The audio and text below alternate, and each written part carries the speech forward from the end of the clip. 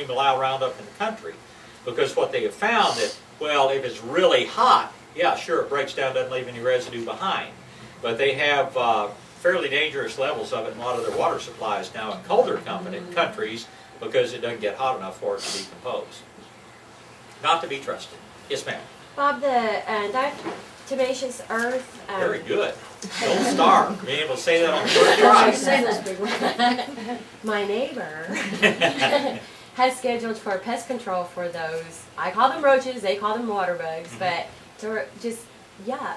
So how would you? Bioorganic.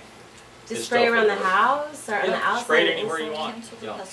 And then, because that's what I'm worried about is, you know, the poison from pest control. But I have a house on Pure and Bean, so. You can spray around underneath it. Okay. So the bioorganic. You can use bioorganic. Will do a good job. You can make your own bait traps. Just mix a little boric acid and sugar. Okay, like for the ants. Yeah, the roaches will come to it and they'll be killed.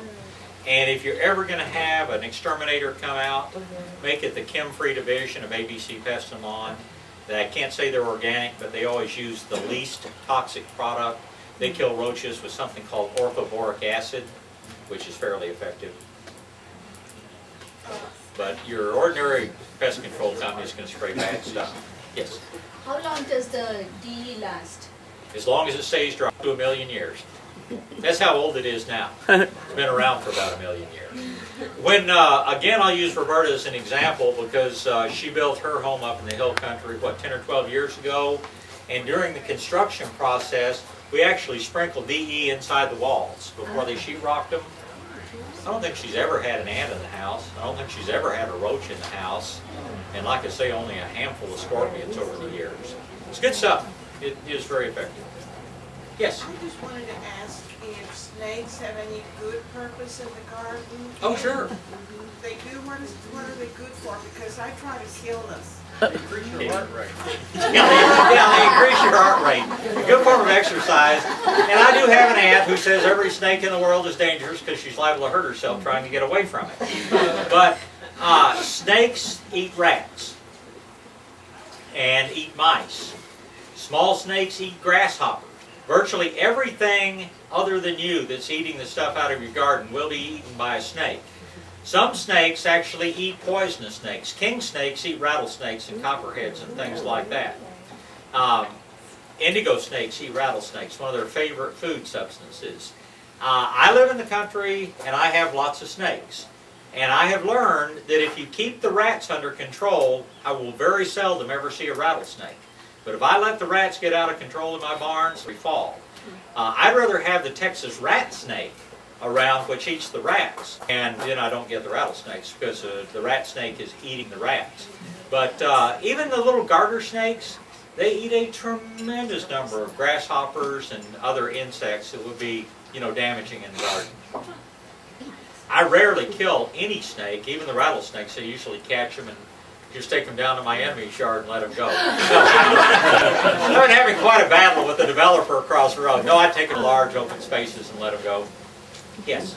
My mandinas are developing some root sprouts out. Is that now the time, a good time to pick them up and move them? Sure. Yeah, absolutely. Cool weather would be even better. If you want to save them and replant them between Thanksgiving and Valentine's would be perfect. If you want to just get rid of them, now's a good time to chop them out. Probably another month. Yeah, hopefully. Who knows? Yes, sir. I think this grass that produces a lot of stickers. I like to get rid of them. Next spring, put down your corn gluten meal. That will kill the stickers. It's all going to die in the winter. It dies completely every winter. But the corn gluten meal will stop them from growing next spring. Question down here? Questions?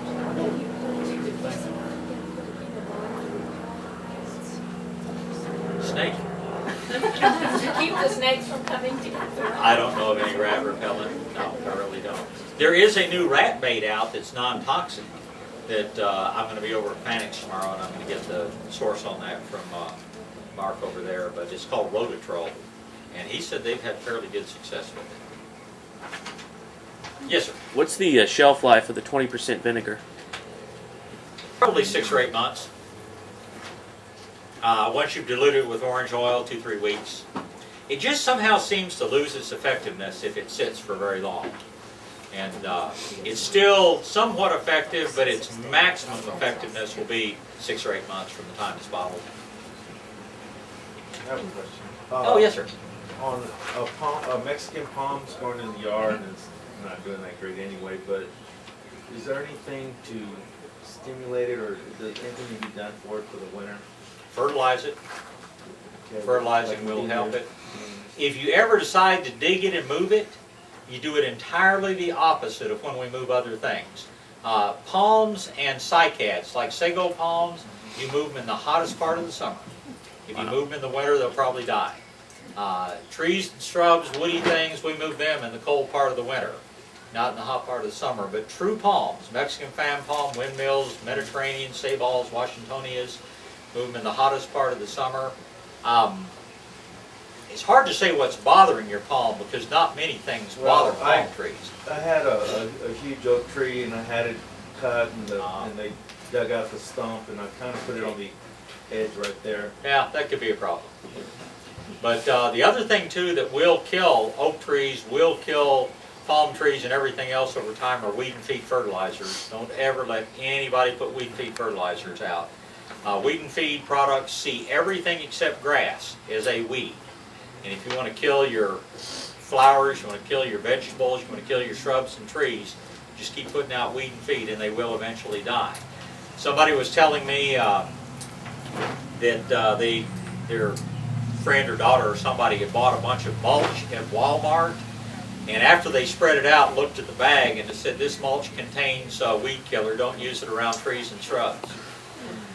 The purpose of mulch is to cover the ground around trees and shrubs, and I should talk about that. That Dr. Gobbler mulch is excellent mulch. It's living mulch, it's a native mulch, it has some compost added to it and a bunch of minerals put in there.